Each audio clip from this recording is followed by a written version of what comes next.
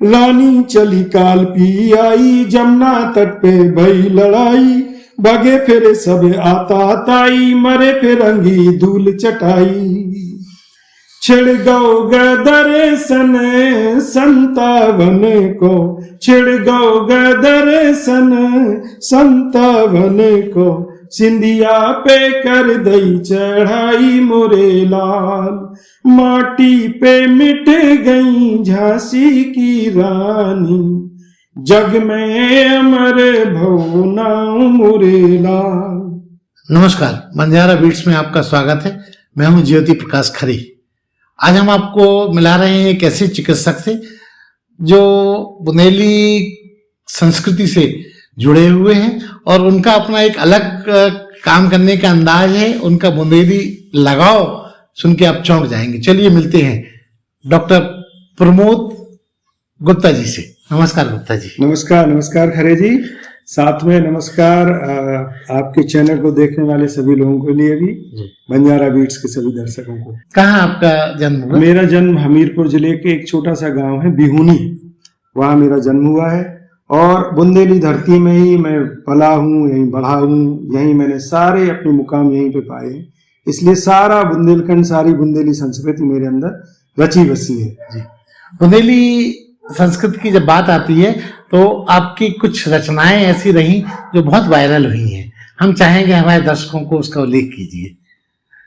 कुछ रचनाएं वायरल हुई हैं, जैसे कि जब कोरोना काल चल रहा था तो उस समय एक पहली मेरी रचना थी जिसको लिखने के लिए और गा के उसको वायरल करने के लिए मेरी वाइफ है रश्मि गुप्ता, उन्होंने जो है कहा था तो हमने उसको नोट किया था। वो रचना कुछ इस प्रकार से है जी। पहली रचना थी मेरी कोरोना के लिए।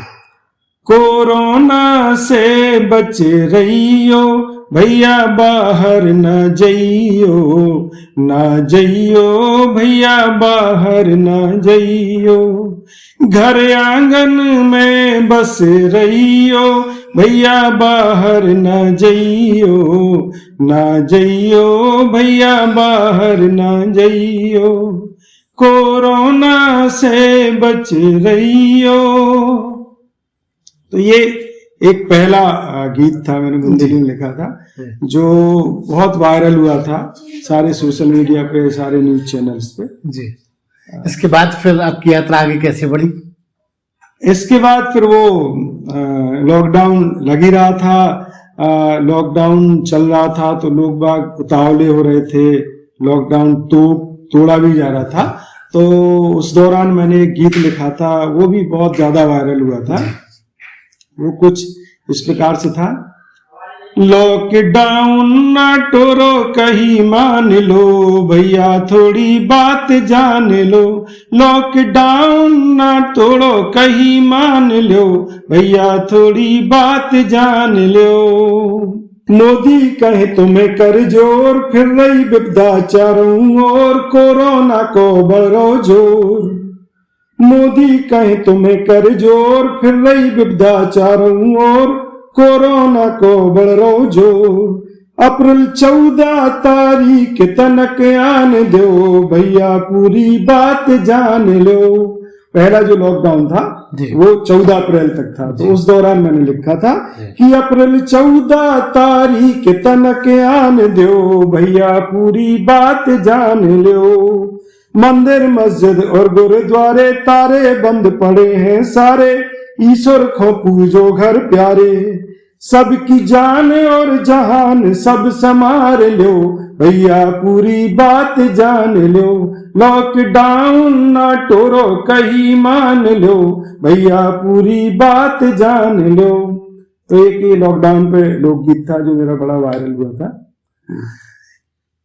आप बोल रहे थे, आपने बताया था कि कुछ आपके गानों का इस्तेमाल और लोगों ने भी किया है। हाँ, एक्चुअली जो पहला गाना था वो कोरोना से बच रही हो, तो ये चूंकि अपील थी जी और चेतावनी भी थी, बुंदेली में एक विधा होती है चेतावनी जी, तो ये अपील भी थी और चेतावनी भी थी। तो ये जो घर घर कूड़ा कलेक्शन के लिए जो गाड़ियां आती जी जी, उनमें गाना बजता है। उनमें ये गाना बजता था जी कि कोरोना से बच रही हो भैया, बाहर ना जाइयो। जी तो मेरा जो कस्बा है राठ, पुरई, झांसी में भी कई जगह ये गाना बजता था।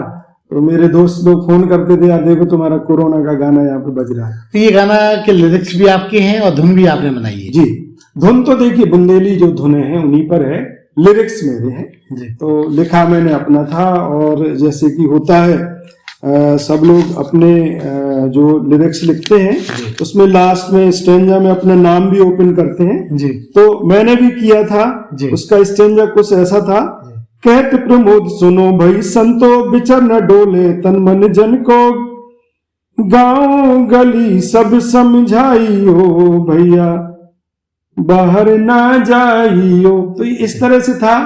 तो मेरे जो लिरिक्स थे वो भी मेरे थे और जो धुन थी वो बुंदेली थी। जी। डॉक्टर साहब, क्योंकि आपका प्रोफेशन, आप चिकित्सक हैं और बहुत व्यस्त चिकित्सक हैं, तो कैसे आप ये सब मैनेज कर पाते हैं? देखिए, जो जब शौक होता है तो समय निकल आता है, और इसमें भी मैं अपने व्यस्तम समय में से थोड़ा बहुत समय निकालता हूँ। और मेरा जो मेन जो शौक कह लीजिए वो म्यूजिक है, और म्यूजिक में भी बुंदेली म्यूजिक है। तो मैं उसमें ही जुड़ा रहता हूँ, थोड़ा बहुत जो कर पाता हूँ कर लेता हूँ। आपके आने वाले प्रोजेक्ट्स और क्या है इसी बुंदेली कल्चर को लेके? खरे जी, एक्चुअली मैं देखता हूँ कि जैसे अभी हमारी आपकी चर्चा हो रही थी कि जो लोकल संगीत है, जो लोकगीत हैं, लोक संगीत है, वो जगह जगह का फेमस इसलिए हो रहा है। अगर हम पंजाबी लोक संगीत की बात करें तो इसलिए फेमस हो रहा है क्योंकि उन्होंने लीग से हटके अपने लोक संगीत को इस लायक बनाया कि गैर पंजाबी लोग भी उसको समझ पाए। अगर समझ भी ना पाए तो उनकी जो लोक धुनें हैं, जो उनका म्यूजिक है, उस पर वो थिरक सके। इसलिए आज पंजाबी पॉप म्यूजिक सब लोग समझते हैं, सब लोग उसको एंजॉय करते हैं। हम लोग भी करते हैं, आप भी करते हैं। बुंदेली लोक संगीत में अभी ये मुझे कमी लग रही है। तो जो भी नए बुंदेली गायक हैं या जो संगीतकार हैं, मैं जब उनसे मिलता हूँ या कभी चर्चा होती है, मैं तो उनसे यही कहता हूँ कि आप भी बुंदेली म्यूजिक में इतनी अथाह संभावनाएं हैं, इतनी अच्छी अच्छी धुनें हैं, इतने अच्छे अच्छे गाने हैं जिसपे लोग बाग थिरक सकते हैं। बस जरूरत है उसको एक प्रॉपर स्पेस देने की और नए तरीके से पेश करने की, नए वाद्य यंत्रों के साथ उसको पेश करने की। और मैं जब भी कोशिश करता रहता हूँ या करूँगा भी, तो मैं ऐसे ही कोशिश कर रहा हूँ कि कुछ नया बुंदेली बोली के जो लोकगीत हैं उनको कुछ नए कलेवर में पेश करूँ। आने वाले समय में हो सकता कर पाऊँ, मेरी एक ये विचार है, मेरी चेष्टा भी यही है कि मैं ऐसा कर पाऊंगा। डॉक्टर साहब, बुंदेली कल्चर को बहुत पीछे रह गया जबकि भोजपुरी बहुत आगे बढ़ गया। बताया जाता है, आमतौर पे हमारी कई कलाकारों से बात होती है, यहाँ एकजुटता नहीं है। क्या आप इस बात को समझते हैं, मानते हैं? बिल्कुल। और मैं आपको बताऊं, अब आपने देखा होगा झांसी महोत्सव की में झांसी में भी कि जो आपने कहा एकता नहीं है, वो अपनी जगह सही है। दूसरा, जो प्रशासनिक मशीनरी है या सामाजिक लोग हैं, उन्होंने भी बुंदेली बोली को उतना बढ़ावा नहीं दिया। मुझे बड़ा कष्ट होता था जब मैं इसमें झांसी महोत्सव में देखता था कि जो मुख्य मंच था उस पर कभी भी झांसी के या बुंदेली लोक कलाकारों को कभी जगह नहीं मिलती थी। उनको एक अलग चबूतरे पे शाम को 5 से 7 बजे का समय दिया जाता था कि आप वहां पे अपनी उपेक्षित जैसा। जी, मुझे बड़ा कष्ट होता था, लेकिन मैं उन्हीं के बीच जाके सुनता था। और चूंकि म्यूजिक से लगाव है, तो हम जो मेन मंच पे जो प्रोग्राम होते थे उनको भी सुनते थे। पर मन में ये कष्ट जरूर होता था कि काश इस मंच पे मुख्य समय में हमारे बुंदेली कलाकार यहाँ अपनी प्रस्तुति दें और सामने हम लोग बैठ के उनके सम्मान में, उनके कला के सम्मान में तालियां बजाएं। तो सबसे ज्यादा जो खुश होंगे वो कलाकार होंगे जो अपना समय दे रहे हैं इस संस्कृति को बचाने के लिए। शायद ऐसा हो पाए, इस उम्मीद के साथ। डॉक्टर साहब, मैं चाहूंगा मेरे दर्शकों के लिए आप अपनी कुछ ताजा तरीन रचनाएं को शेयर करें। खरे जी, एक मैंने अपना एक बुंदेली लोकगीत लिखा था जब अयोध्या में श्री राम जन्मभूमि में भूमि पूजन के लिए योगी जी और मोदी जी गए थे। उस दौरान मैंने लिखा था, मैं आपको सुना रहा हूँ। जी। भूमि पूजन अयोध्या के धाम अवसर नौ बहनों, भूमि पूजन अयोध्या के धाम अवसर नौ बहनों। भादो कृष्ण दूज तिथि न्यारी, जन्म भूमि है सबको प्यारी। अब होने सुमंगल काम अवसर नौ बहनों, भूमि पूजन अयोध्या के धाम अवसर नौ बहनों। मोदी संग योगी जी आ रहे, मोदी संग योगी जी आ रहे। 5 अगस्त अयोध्या जा रहे, हम सबके हैं प्यारे राम अवसर नौ बहनों। भूमि पूजन अयोध्या के धाम। इसमें मैंने एक स्टैंजा लिखा था कि लोग बाग कहते हैं कि भगवान राम तो सिर्फ हिंदुओं के हैं, उनके लिए मैंने लिखा था कि पूजा धर्म नाम सब बदले, पूजा धर्म नाम सब बदले। पुरखाना काऊ के बदले, पुरखाना काऊ के बदले। जे तो मोमिन के हिंदे इमाम अवसर नौ बहनों। भूमि पूजन अयोध्या के धाम अवसर नौ बहनों। तो एक संदेश था उन सबके लिए कि हमारे पुरखे नहीं बदल सकते हैं। तो आज की तारीख में जो मुस्लिम भाई हैं हमारे, उनके फोर फादर्स कभी हिंदू रहे होंगे, तो उनके पुरखे भगवान राम थे, वो नहीं बदले जा सकते। भले ही हम पूजा बदल रहे हैं, धर्म बदल रहे हैं और नाम बदल रहे हैं। तो ये एक मेरा संदेश था। इसके अलावा चूंकि झांसी में रह रहा हूँ और महारानी लक्ष्मीबाई के लिए मैं कुछ ना लिखूं, ना बात करें तो अच्छा ऐसा हो नहीं सकता है। तो उनके लिए, उनके बलिदान दिवस पर मैंने एक कविता लिखी थी, बुंदेली में गारी लिखी थी, मैं सुनाना चाहूंगा। माटी पे मिट गई झांसी की रानी, जग में अमर भो नाम मोरे लाल। माटी पे मिट गई झांसी की रानी, जग में अमर भो नाम मोरे लाल।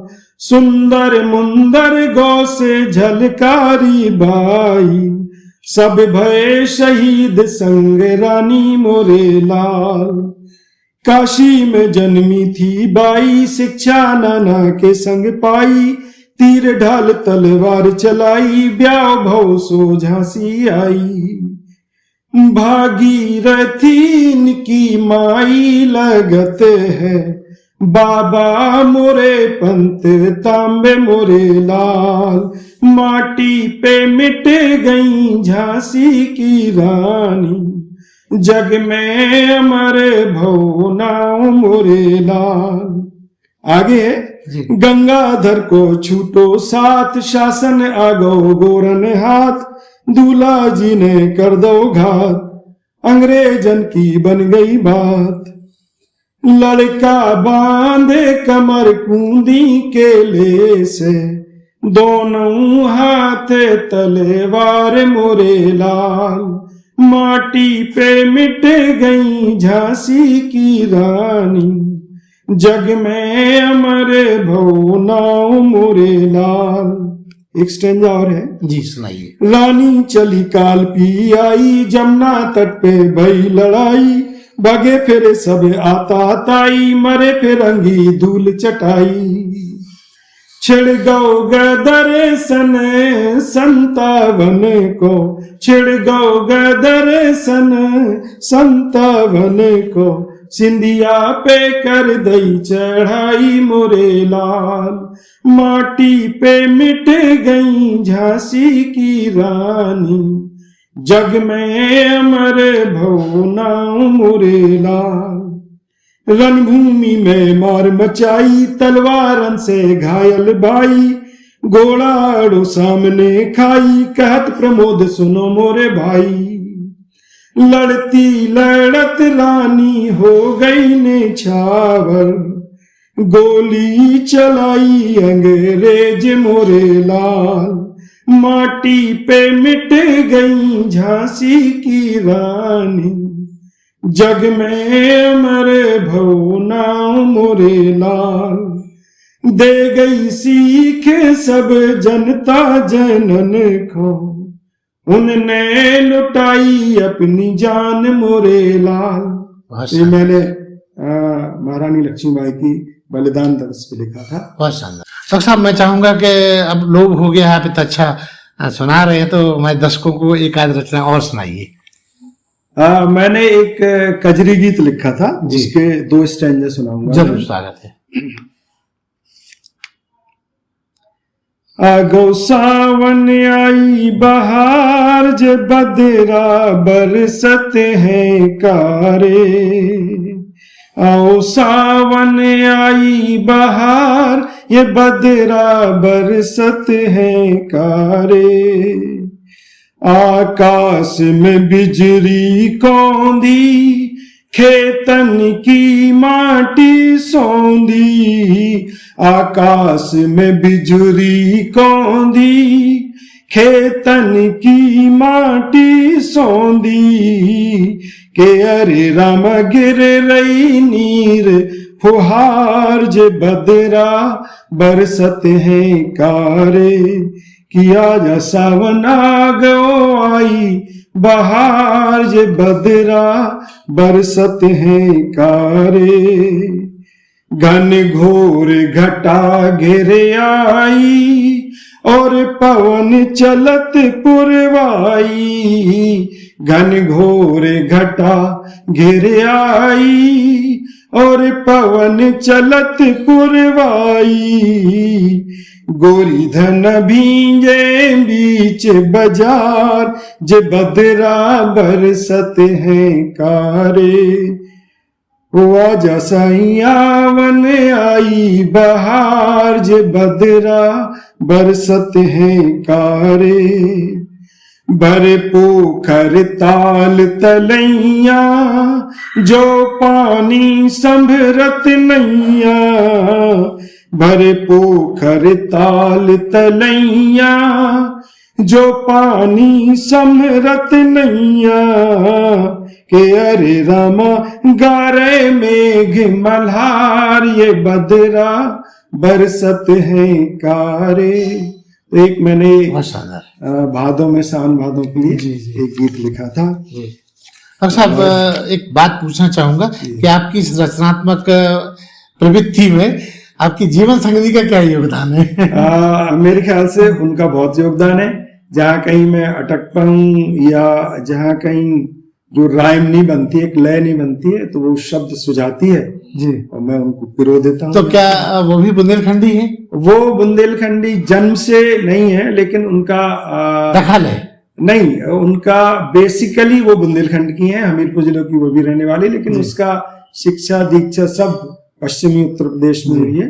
लेकिन आप किस रंगत में संगत में जुड़ रंगत में जुड़ी हुई है, या वो बुंदेलखंड में आके वही बुंदेलखंड वो भी गर्व फील करती है। बिल्कुल।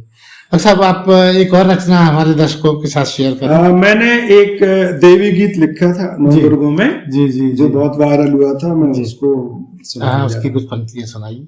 शैलपुत्री भवानी रुद्राणी, तोरी महिमा जगत जन जन जानी। शैलपुत्री भवानी रुद्राणी, तोरी महिमा जगत जन जन जानी। मोरी भैया मोरी मैया भवानी कल्याणी, तोरी महिमा जगत जन जन जानी।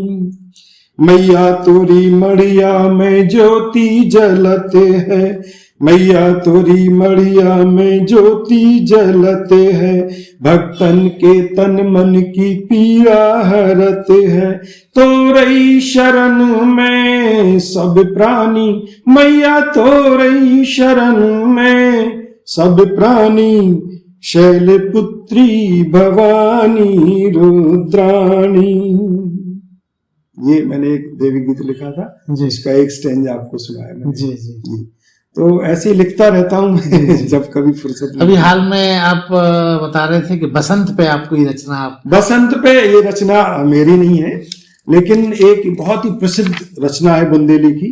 जी। आपने कवि हुए बुंदेली में गंगाधर व्यास जी, जी जी जी। उनकी लिखी हुई है, और ये मेरे ख्याल से सभी बुंदेली जो गायक हैं उन्होंने गाया है इसको।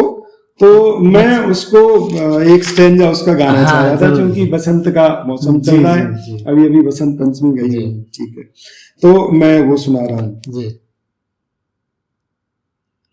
दिन ललित बसंती आन लगे, दिन ललित बसंती आन लले, अब हरे पात पिए रान लगे, दिन ललित बसंती आन लगे। कहते हैं कभी, घटन लगी रजनी अब सजनी, घटन लगी रजनी अब सजनी, रब के रथ ठहरान लगे, हो रब के रथ ठहरान लगे, दिन ललित बसंती आन लगे।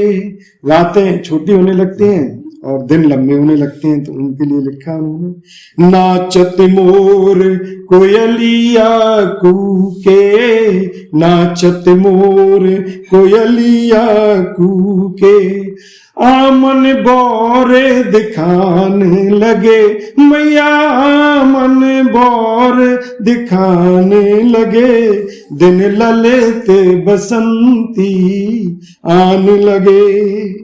बसंत का वर्णन करते हुए और लिखते हैं वो, उड़न लगे चहुओर पताका, उड़न लगे चहुओर पताका, पीरे पट फहरान लगे, हाँ पीरे पट फहरान लगे, दिन ललित बसंती आन लगे, दिन ललित बसंती आन लगे, दिन ललित बसंती आन लगे। बहुत शानदार डॉक्टर साहब, इतना अच्छा आप लिखते हैं और आपका तरन्नुम भी बहुत शानदार है। तो इसकी कोई प्रैक्टिस वगैरह करते हैं, या जैसे कि आप बहुत बेस्ट डॉक्टरों में माने जाते हैं, तो फिर कैसे मैनेज कर रहे हैं? ये तो आप रहस्य की बात बता ही दीजिए। नहीं, प्रैक्टिस तो नहीं करते हैं, बट हाँ कभी कभी संगी साथी आ जाते हैं जी।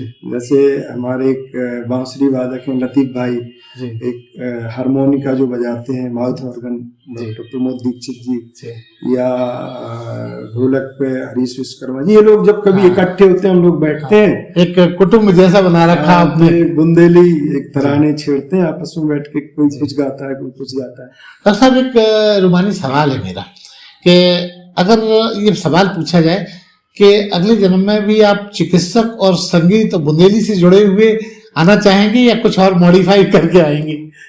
बहुत ही कठिन सवाल पूछा आपने। ये बात तो तय है कि मैं अगले जन्म में चाहूंगा कि मैं बुंदेली सिंगर बनूं।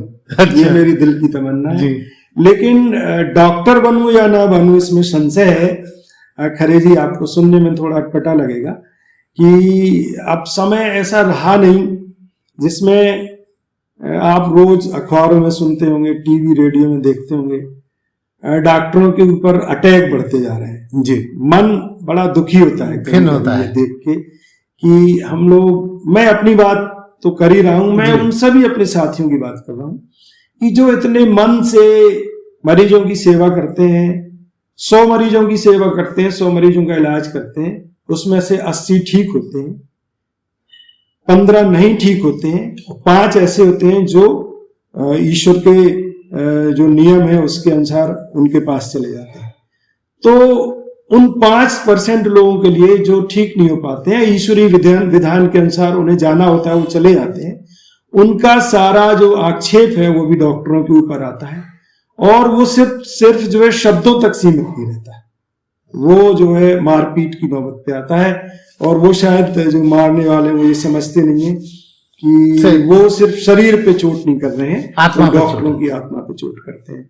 और हम लोग अपना परिवार नहीं देखते हैं, हम लोग अपने बच्चे नहीं देखते हैं, हम लोग उन मरीजों का इलाज करने की सोचते हैं जो शायद हमारे प्रयास से बच सकते हैं, और हम कोशिश करते हैं। और जैसे जैसे समय बीतता जा रहा है, मैं अपना बता दूं पर्सनल, मैं शुरुआत में कोई कितना भी सीरियस मरीज होता था, मैं बगैर मरीज के अटेंडेंट से बात करे उस मरीज के इलाज में लग जाता था, इस उम्मीद के साथ कि ये एक एक मिनट उस बच्चे की कीमती है।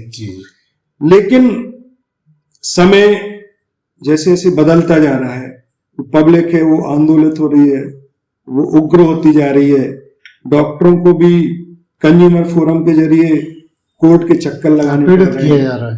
तो उस वजह से अब डॉक्टर्स भी सीरियस मरीजों का इलाज करने में कतराने लगे हैं, और वो चाहते हैं कि वो सीरियस मरीज है तो वो किसी दूसरी जगह भेज दे, सरकारी में भेज दे, क्योंकि भविष्य कोई नहीं जानता। वो जो डॉक्टर इलाज कर रहा है उसको अपना भविष्य नहीं पता, किसी सीरियस मरीज के बारे में क्या बताएगा।